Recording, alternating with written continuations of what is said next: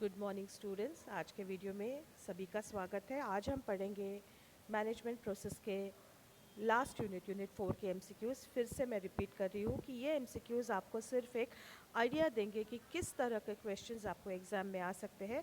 Exam के MCQs के लिए आप अच्छे से प्रिपेयर करना यदि चाहते हैं तो इतना ही काफ़ी नहीं है, आपको स्टडी मटेरियल पढ़ना ही पड़ेगा, कॉन्सेप्ट समझने ही पड़ेंगे। तो हर तरह के एमसीक्यू के लिए आप तैयार रहेंगे। तो हम इसके शुरू करते हैं। क्वेश्चन नंबर 1 है motivation is a dash concept. तो यहाँ पे इसके आंसर्स में आपको दिया गया है psychological, mental, physical, all of the above. तो आप जानते हैं कि मोटिवेशन को जब डिफाइन किया गया है तभी बोला है कि मोटिवेशन एक साइकोलॉजिकल कॉन्सेप्ट है। Therefore the correct answer is psychological. Motivation is a psychological concept. और यही हिंदी में है, अभिप्रेरणा एक डैश अवधारणा है। तो ये एक मनोवैज्ञानिक अवधारणा है। नेक्स्ट क्वेश्चन है मोटिवेशन ट्रिगर्स डैश। मोटिवेशन क्या करता है? इसके ऑप्शंस आप देखेंगे। The will to work, the ability to work. Will to work मतलब कि कार्य करने की इच्छा, अबिलिटी टू वर्क मतलब कि कार्य करने की क्षमता, और थर्ड ऑप्शन है फैसिलिटी टू वर्क। एग्जाम में नॉर्मली आपको 4 ऑप्शंस आते हैं, तो एक और ऑप्शन होगा ऑल ऑफ द अबव या नन ऑफ द अबव या कोई और हो सकता है। अब मोटिवेशन क्या ट्रिगर करता है? मोटिवेशन काम करने की इच्छा, द विल टू वर्क, इसको ट्रिगर करता है। ट्रिगर करता है मतलब जन्म देता है या इसकी शुरुआत कर देता है। क्षमता का मतलब होता है अबिलिटी टू वर्क। तो motivation triggers the will to work. अभिप्रेरण उत्प्रेरक है या अभिप्रेरण क्या जागृत करता है? आंसर है कार्य करने की इच्छा, जो सही है। कार्य करने की क्षमता मतलब कि ability to work. Next question है मोटिवेशन में be in the form of financial और नॉन फाइनेंशियल इंसेंटिव्स। मतलब कि अभिप्रेरण वित्तीय अथवा अवित्तीय या मौद्रिक अथवा अमौद्रिक घटकों के स्वरूप में हो सकता है। तो ये आप जानते हैं फाइनेंशियल या वित्तीय घटक वो होते हैं जो पैसे से रिलेटेड है, जैसे कि एडिशनल कोई पैसा मिलेगा या बोनस मिलने वाला है, इस तरह से। और नॉन फाइनेंशियल मतलब कि एक एडिशनल काम क्यों कोई करता है, क्योंकि वो जानता है कि ये काम अगर वो अच्छे से करता है तो उसे कंपनी में कोई बड़ी पोस्ट मिलेगी, वहाँ उसे सम्मान मिलेगा, उसको और पावर्स मिलेंगे। तो ये सारे नॉन फाइनेंशियल इंसेंटिव्स है जो एक व्यक्ति को अच्छा काम करने के लिए प्रेरित करते हैं या मोटिवेट करते हैं। तो ये फाइनेंशियल और नॉन फाइनेंशियल हो सकते हैं, पर्सनल और ग्रुप मोटिवेटिंग फैक्टर्स हो सकते हैं। तो इसका आंसर है true. Motivation can be in the form of financial और नॉन फाइनेंशियल इंसेंटिव्स। अब next question fill in the blanks का है dash is based on the principle that an individual tends to perform better if he has the fear of losing something. Something पर ये question and हो जाता है और positive motivation यहाँ पे जो उसी लाइन में टाइप हुआ है वो नेक्स्ट लाइन में आना चाहिए। ये एक ऑप्शन है। तो ये क्वेश्चन क्या है कि क्या ये जो प्रिंसिपल है, क्या चीज़ इस प्रिंसिपल पर बेस्ड है कि एक व्यक्ति और अधिक अच्छा काम करता है और अधिक अच्छा कार्य निष्पादन करता है यदि उसे अ, उस कार्य के निष्पादन को सही ढंग से न करने पर किसी चीज़ को खोने का डर होता है। तो अ, जो प्रिंसिपल डर पर या भय पर आधारित है वो है नेगेटिव मोटिवेशन। तो पॉजिटिव मोटिवेशन एक ऑप्शन है, लेकिन करेक्ट आंसर यहाँ पर है नेगेटिव मोटिवेशन। पॉजिटिव मोटिवेशन मतलब एक ऐसा ऐसा मोटिवेटिंग फैक्टर या एक ऐसा फैक्टर जो उत्साह व्यक्ति में भर दे, वो उस काम करने को अंदर से उत्साहित हो, वो करना चाहता है। और नेगेटिव मोटिवेशन में क्या होता है, वो डर पर भय पर बेस्ड है कि अगर वो ये नहीं करता है अच्छे तरीके से तो उससे कुछ छिन जाएगा। तो when there is the fear of losing something that makes a person work better to the best of his ability, उसे हम कहते हैं नेगेटिव मोटिवेशन। तो डैश अभिप्रेरणा का आधार यह सिद्धांत है कि व्यक्ति कुछ खोने के डर से अधिक कार्यकुशल बनता है, ज़्यादा एफिशिएंट बनता है। तो इसका आंसर है ऋणात्मक अभिप्रेरण। धनात्मक मतलब पॉजिटिव, ऋणात्मक मतलब कि नेगेटिव, जो सही आंसर है। नेक्स्ट क्वेश्चन है अनफुलफिल्ड नीड्स क्रिएट। तो जब आपने मोटिवेशन का प्रोसेस पढ़ा तो आपने देखा कि उसकी शुरुआत होती है किसी ऐसी आवश्यकता से जिसकी पूर्ति नहीं हुई है, एक ऐसी नीड से जो फुलफिल नहीं हुई है। तो an unfulfilled need creates the desire or the drive to work for towards its fulfillment। तो इस तरह से ये एक अनफुलफिल्ड नीड मोटिवेट करती है। इट क्रिएट्स द डिज़ायर या the will to work, the drive to work. तो motivation is the correct answer. Unfulfilled needs create motivation. अब और ऑप्शंस आपको दिए हैं, the efficiency, the drive to fulfill the need, all of the above, but the correct answer is motivation।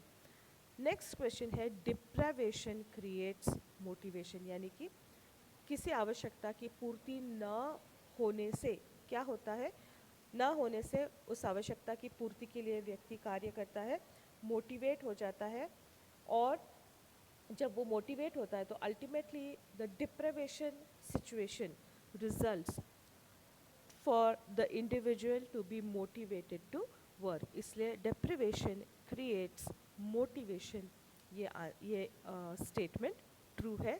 आवश्यकताओं की पूर्ति ना होना अभिप्रेरणा को जन्म देती है।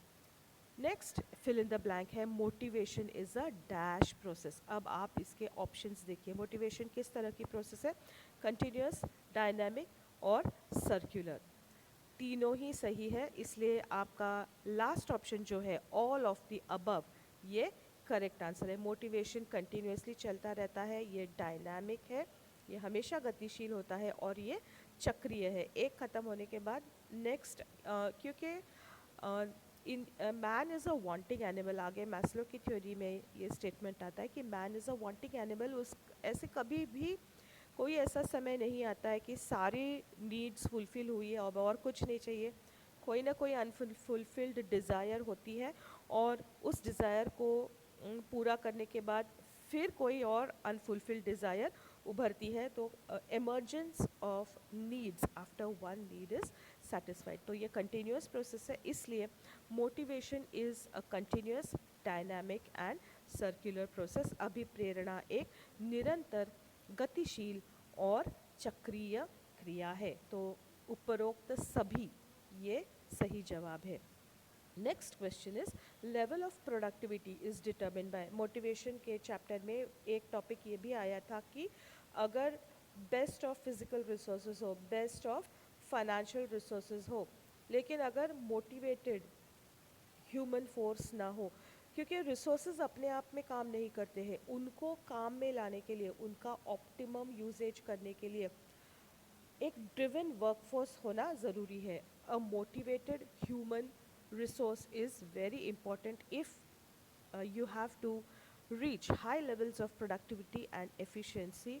You have to reach the optimum level of utilization of resources। आपके resources के levels कुछ भी हो, लेकिन उनका optimum utilization ज़रूरी है, और उसके लिए एक मोटिवेटेड वर्कफोर्स ज़रूरी है। तो अपने आप में by themselves the resources are not going to work.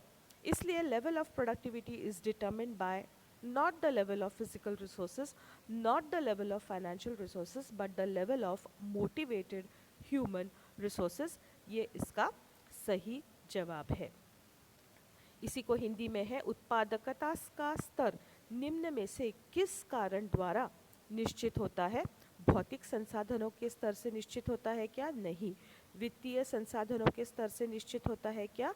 नहीं, क्योंकि संसाधन अपने आप में काम नहीं करते, उन्हें उनका अनुकूलतम अधिकतम उपयोग करने के लिए ह्यूमन रिसोर्स इम्पॉर्टेंट है। और अगर है ह्यूमन रिसोर्स मोटिवेटेड है, ये बेस्ट तरीके से काम करता है, तो ही best level of productivity, the highest level of productivity can be achieved. इसलिए इसका आंसर है अभिप्रेरित मानवीय संसाधन। Next question is there exist a causal relationship, cause effect, causal का मतलब है cause and effect, causal relationship between motivation and need satisfaction.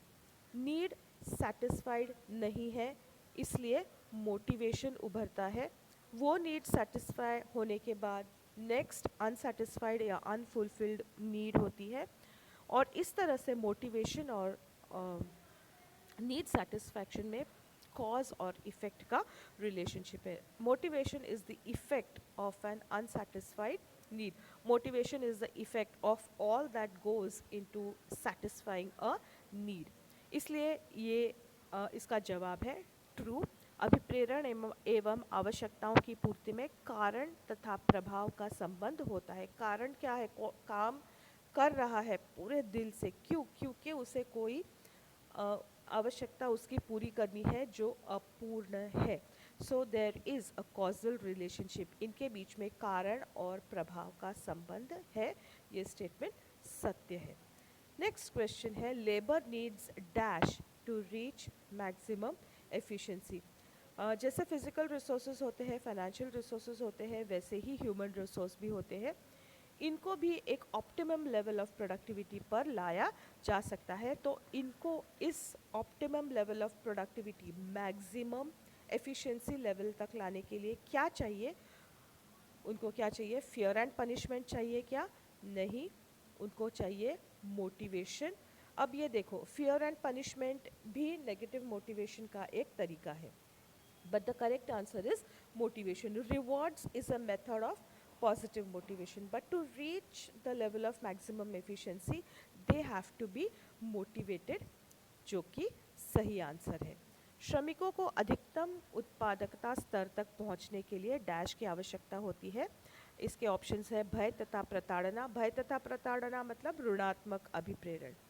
अभिप्रेरण second option जो इसका सही जवाब है, और थर्ड ऑप्शन है पुरस्कार यानी कि रिवॉर्ड या पॉजिटिव मोटिवेशन। तो पुरस्कार पॉजिटिव मोटिवेशन का एक तरीका है, भय तथा प्रताड़ना नेगेटिव मोटिवेशन का एक तरीका है, पर अल्टीमेटली इनको ऑप्टिमम एफिशिएंसी तक लाने के लिए हमें चाहिए मोटिवेशन, और इसलिए जो मोटिवेशन या अभिप्रेरणा ऑप्शन है वो सही है।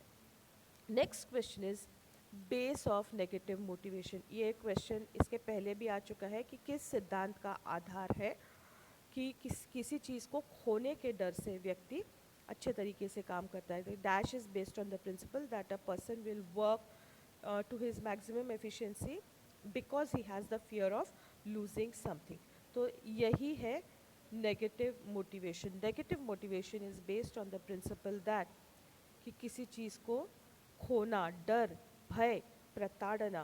Negative motivation is based on fear, punishment, इस तरह से coercion. So the correct answer is fear. ऋणात्मक अभिप्रेरणा का आधार है भय। अगर इस फियर के साथ आपको कोअर्शन, पनिशमेंट, ये तीनों ऑप्शंस दिए जाए एंड लास्ट ऑप्शन फिर आपका होगा ऑल ऑफ द अबव, क्योंकि इन तीनों पर ही नेगेटिव मोटिवेशन बेस्ड है, based on fear, based on coercion and based on punishment. In sub, ultimately it is fear.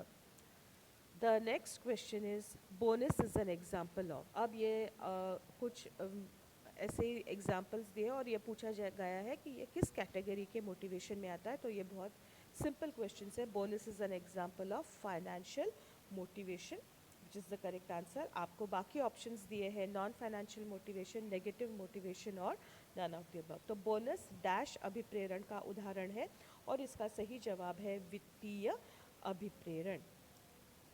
अब next, the best manager award is an example of, यहाँ पर फिर से वो टाइपिंग मिस्टेक हो गई है, it is an example of, यहाँ पे क्वेश्चन एंड होता है पॉजिटिव मोटिवेशन, नेक्स्ट लाइन में जाता है जो कि एक ऑप्शन है और यही इसका सही ऑप्शन है। Best manager award is an example of positive motivation. आप बाकी के ऑप्शंस देखिए, नेगेटिव मोटिवेशन, ग्रुप मोटिवेशन। अब यहाँ पर अगर पॉजिटिव मोटिवेशन की जगह इंडिविजुअल मोटिवेशन ये ऑप्शन होता तो आप इसको सिलेक्ट करते, क्योंकि बेस्ट मैनेजर एक इंडिविजुअल को मिलता है।